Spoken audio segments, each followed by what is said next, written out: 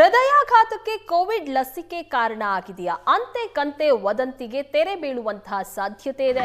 ರಾಜ್ಯ ಸರ್ಕಾರಕ್ಕೆ ಇವತ್ತು ತಜ್ಞರಿಂದ ವರದಿಯ ಸಲ್ಲಿಕೆ ಆಗತ್ತೆ. ವ್ಯಾಕ್ಸಿನ್ ಇಂದ ಹೃದಯಾಘಾತ ಅನ್ನುವಂತಹ ವದಂತಿ ಹಬ್ಕೊಂಡಿದೆ. ಕೋವಿಡ್ ಬಂದವರಿಗೇನೆ ಹೃದಯ ಸಮಸ್ಯೆ ಹೆಚ್ಚಾಗಿ ಕಂಡು ಬರ್ತಾ ಇದೆ ಅಂತ ಚರ್ಚೆ ಸಹ ಆಗ್ತಾ ಇದೆ.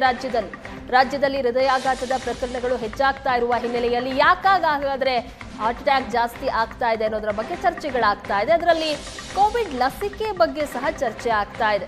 ಈಗಾಗಲೇ ತಜ್ಞರ ಸಮಿತಿಯನ್ನ ರಚನೆ ಮಾಡಿದೆ ಸರ್ಕಾರ. ಇವತ್ತು ವರದಿಯನ್ನ ಆ ಸಮಿತಿ ಸರ್ಕಾರಕ್ಕೆ ಸಲ್ಲಿಕೆ ಮಾಡಲಿದೆ. ಜಯದೇವ ಹೃದ್ರೋಗ ಸಂಸ್ಥೆಯ ನಿರ್ದೇಶಕ ಟೀಮ್ ವರದಿಯನ್ನ ನೀಡುತ್ತೆ. ಲಸಿಕೆ ಪಡೆದಿರುವ 250 ಮಂದಿ ಮೇಲೆ ಅಧ್ಯಯನವನ್ನ ಮಾಡಲಾಗಿದೆ. ಇವತ್ತು ಅಧ್ಯಯನದ ವರದಿಯನ್ನ ಸರ್ಕಾರಕ್ಕೆ ನೀಡಲಾಗುತ್ತೆ.